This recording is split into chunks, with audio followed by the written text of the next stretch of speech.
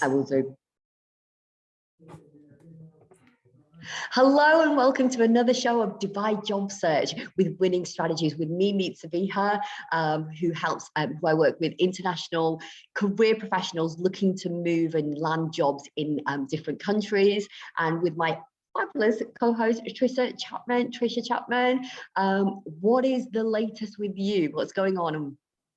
Well, this is a very good question. Where shall I start? Lots of opportunities at the minute. The market is absolutely flooded with new job postings, especially for the Middle East, which is, I guess, in stark parallel to the US and Europe. There's a lot of layoffs, especially in the tech industry.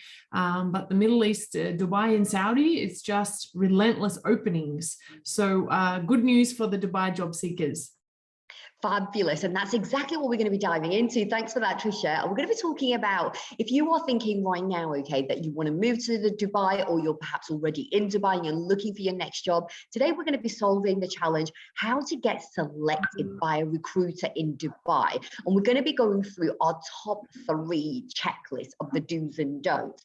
Now, you might be watching this and thinking, I'm not thinking about using a recruiter or a headhunting agency to find my next job. Well, let's talk a little bit about a few reasons why you should and how it helps alleviate some of the stress and overwhelm that can be associated when you are looking for your next dream job. And make sure you stay tuned to the end, because we're going to be talking about mindset, and we've got a top hack about how you can overcome those anxieties and how to stay positive when facing rejection, because let's be honest, you are going to face rejection. So make sure you stay tuned to the end. And as always, if you're enjoying these shows, then please hit that subscribe button, hit that like button if you're enjoying the content. And if you've got any comments or any feedback about what we're talking about here today, or perhaps maybe you even got ideas for the next show, let us know. Use those comment features to let us know.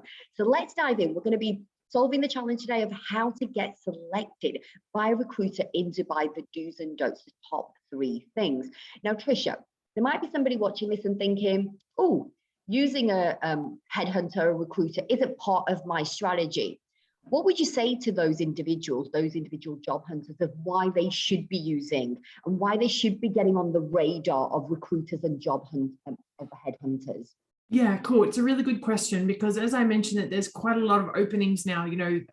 Sort of the pandemic is finished. We're past Ramadan, we're past summer, we're past all of the hurdles that people had to overcome over the last few weeks and months, and now we're right into the thick of hiring and at the start of the process. So headhunters, recruiters are a little bit different. So just sort of make things clear for the audience. Headhunters is someone that works for the job seeker's behalf. A recruiter works for the company. So when you're working with the recruiter, you are one of maybe hundreds of people in their dashboards or talent pools, for example. So you might not have a specific or strong relationship with your recruiter. You may not, but you are one of many, because they're working for the client side. So it's certainly, and I really encourage you to keep a close relationship, build that rapport, the trust, frequent check-ins with recruiters, because they want you want them to be the first person on their mind when they see an opportunity from their clients. From the headhunter perspective, the other side, the flip side, you are paying the consultant to find you a job. So they are acting on your behalf, and ideally you've probably got an even stronger relationship with them than what you would have with the recruiter. So there's 2 different avenues that can go down. Generally speaking, though, you would be paying for a headhunter versus working with the recruiter. You want to establish and showcase your skill sets, maybe more than what you need to be doing for when you're working with the one-to-one headhunter. I hope I've cleared that up.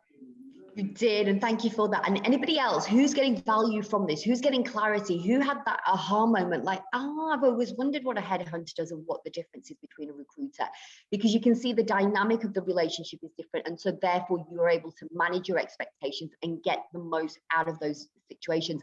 And both have value, both whether you work with a headhunter or whether you work with a recruiter. Now, today's show, we're going to, on our checklist, and tips that we're going to give you are going to be focused primarily on the recruiter. So hit us with it, Trisha. What's on number 1 on your checklist for how you can, as a job hunter seeker candidate, be selected, catch the eye of a recruiter who's looking to fill positions in Dubai? Yeah, it's a good question. So quite often, don't forget that recruiters have got multiple roles to fill, and that's also me inclusive. So I guess I've got firsthand experience to be able to work, navigate this domain. So it's important that you're not really niche or closed-minded, that you only want one role. So showcasing that you've got varied skill sets across different sectors could work in your favor, especially if the recruiter has got multiple roles that you would best see fit. Because don't forget, the recruiter is then going to place your profile to the client, so you can tweak your profile accordingly to the application that the recruiter has got. So you're not applying directly to the company, right? So you can tell the recruiter, look, for example, this is my generalized CV. Let's keep in touch for all of the opportunities that you've got. And then I can tweak my CV with the skill sets that are required for the job that you are placing people for. So fabulous. Keeping it broad with different skills and then fine tuning that according to the application or the job that is presented to the recruiter for you. Love that, love that, love that, love that. So to making sure that you're keeping the doors of opportunities open.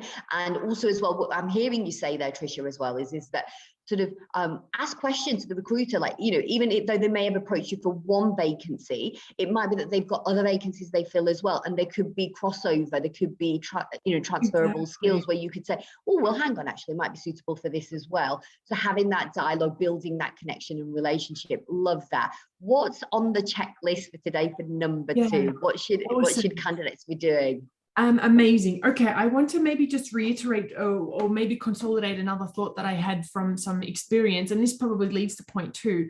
But it's important that you do have a tailored, specific, focused CV for the position. If you are personally applying for it, don't get confused, guys. If you're personally applying for that job, make sure that you've got a specific resume written. But if you are just having a meet and greet with the recruiter, that's when you can be more generic with your profile and your CV, which brings me to the next point, maybe point 2, is your LinkedIn profile. So that's where you want it to be in quite umbrella. So, you're displaying all of the different skills that you've got, maybe some achievements on the LinkedIn profile, and most importantly, some subject matter expertise to be able to drive conversations across the different various topics. Got it. One of the things that I hear you talk about often, Tricia, is thought leadership content on your LinkedIn profile. So for those viewers that are watching this and thinking, oh, that got me interested. What is that? What does that look like? Do we have some examples, Tricia, perhaps that we could show of somebody? Because as you said, this is what then, because let's be honest, guys, okay, you're watching this video today because you are trying to make your journey at job hunting as painless as you possibly can. You want it to be pain-free, unless you happen to be somebody who enjoys pain. And so you are looking for hacks, you're looking for tips, you are looking for ways to sort of kind of get faster at doing what you are doing so that you can get to that job offer quicker. And so these tips that we're sharing with you are all about getting to your goal with ease and without the overwhelm, without the stress. And so, Tricia, I know you've got an example up here. So talk us through this, okay? Yeah. How did this candidate sort of kind of use good thought leadership on their LinkedIn profile to become an attractive candidate to recruiters, so that a recruiter, such as yourself, was going, hey, can we have a conversation? I think I've got vacancies that might be suitable for you, because that's the great position you want to be in. How many of you, type in the comments below, how many of you would love to be in that position where you're not chasing recruiters, but recruiters are chasing you and coming to you with vacancies and job offers saying, we think you would be a good fit. So hit us with it, Tricia. Absolutely. I'm sure that Amir will not mind me presenting his profile, because he is someone that comes straight to mind when you talk about a subject matter expert or a thought leader.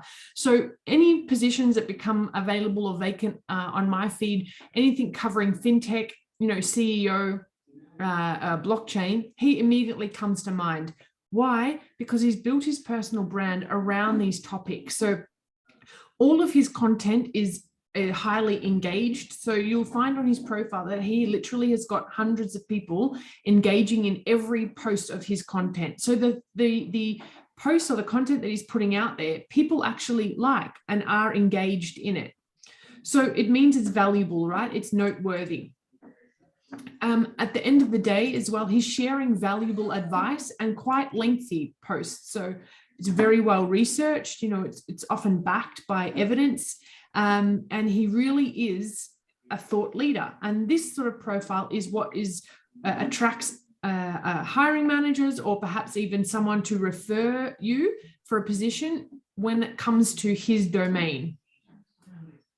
I love that, Tricia. And for everybody else that's watching this, are you getting inspired? Are you getting ideas? Are you now looking at your LinkedIn profile and going, I think I've got some work to do? This is exactly what the show is about, okay? We're trying to give you hints and tips. We're giving you the hacks so that we can allow you to leverage what you already know. Now, I know for some of you, you're going to watch this and you're going to go, well, I'm not a thought leader. I've only been in my career for a short period of time. What do I know? Or maybe you've been in industry for a number of years and you're sort of going, no, I'm not really a thought leader. What am I going to talk about? Well, here's the thing, okay? In the modern day of job hunting, positioning yourself in the way that Tricia has just given us this fabulous example, okay, is the way forward to get yourself to stand up above the crowd. But instead of it, to create ease in your job hunting strategy. And that's exactly what we are looking for here, is to create that ease. Now, you've just heard Tricia give her checklist of the top 3 tips. Tricia, is there anything else that you add? Because I want to head on to the bonus and then talk about the sort of kind of mindset. What are we seeing as a career coach and, as a recruiter and somebody who has helped thousands of people land their dream jobs? Okay, there's something definitely you and I see in terms of the mindset. So we wanted to end today's show on that mindset of, facing rejection and overcoming those negative and anxious feelings. So any final thoughts, Tricia, on the top 3 checklist hack that you've given? Yeah, sure. I think it is important to navigate the space. So work out what stakeholders can I connect with and try and build a meaningful relationship with them, and that they get to know you, because you're beyond just a 2-page CV. There's more to you. So if you can build a relationship with the recruiter who truly understands your personality, your capabilities, and your potential, you'll have a lot more, luck maybe, or chances of landing your next opportunity. Yeah, fabulous. And it's all about sort of opportunities, isn't it? The more opportunities you have, and the more opportunities you are exposed to, the more opportunities you recognize as well as opportunities, is the key to how quickly you land your next job. It's as simple as that. And if you're listening to all of this today and you're thinking, I love this, I love the content, and you're an action taker, you're ambitious, you're driven, and you actually want to, transform your job hunting so that you land multiple job offers, then one of the ways that you can make that happen for yourself, okay, is taking beyond sort of kind of watching YouTube videos, is to get that one-to-one support. Because here's the thing, Tricia and I can give you some powerful, really, really powerful, and you've heard 3 top powerful hacks today. However, we can't personalize that for you, right? Because we don't know your circumstances, we don't know where you are in your journey, okay? And so if you are looking to create fast results and powerful results, because you are driven, you are ambitious, you are somebody who wants to have, multiple offers on the table in the coming days and weeks, then I highly recommend that you reach out to Tricia and I, because we do have one-to-one personalized services that we work with individual clients, where we support and guide our clients, and the transformation that we create for the clients that work with us on a one-to-one basis is phenomenal. I've had clients that have worked with me and within 30 days landed their dream jobs. And I know Tricia has worked with clients within days and weeks and months, have taken them from feeling absolutely overwhelmed, feeling as if they don't know where to start, how to start, what to do, and are now in their dream job. So if that sounds interesting to you and you are like, oh my God, I want to be that, I would love to be one of your success stories, then hit us up on LinkedIn. Hit us up in the comments below, and and we can sort of kind of direct you into our personal services. So as we wrap up today's show, let's do the mindset hack. So you are currently right now in the frenzy of, or perhaps maybe you're feeling you're on that recruitment nightmare cycle where you kind of feel like a hamster wheel, where you're just churning out, you're applying for positions and you're making little or no progress. So what can you do to sort of kind of stay positive? And so for me, number one, okay, managing expectations. So you will face rejection, period. There is not a single person, Trisha, am I right on this? Okay, everybody, no matter how successful you think they are, you think that they've slided into their dream job, okay, at some point or another have faced rejection. Okay, and so my tip that I give to my clients when I work with them on a one-to-one basis is this one, which is fail often, fail fast, and fail forward. And what do I mean by that?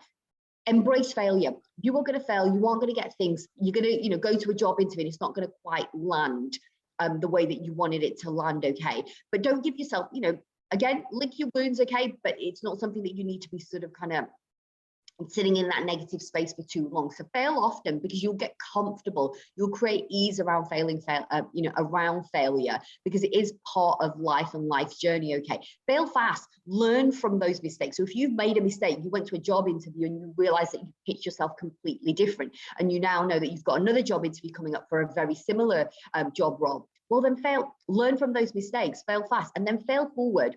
Grow. Don't use that failure to sort of kind of beat yourself up and make yourself feel even worse. Don't be your own worst enemy.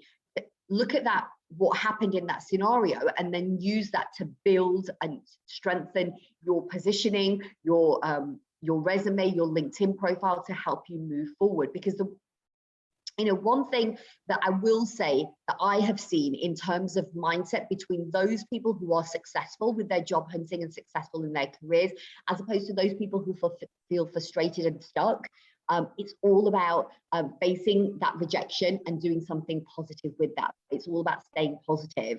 Trisha, what would you add to that? No, I think you have summed it up very nicely. I love it. It's a great, it's not really an acronym. What would you call it? Anyway, it's more of a mantra. It's a way of living. It's a lifestyle choice, I say. Fail often, fail fast, fail forward. If you can sort of master that skill set, I think the one, it will. And then find one thing as well that makes you feel good. If you can live that, find something, and it doesn't have to be necessarily associated with the job hunting, because when you're in that feel good space, you're going to create feel good results. And so that's it for us today, guys. Thank you for joining us. This has been awesome. As I said, we'll be back with our next show with a whole load of new tips and hacks to help you with your Dubai job search, so that you have the winning strategy that helps you land your next dream job in Dubai. Thanks for joining us. That's all for me and Trisha today. Bye-bye.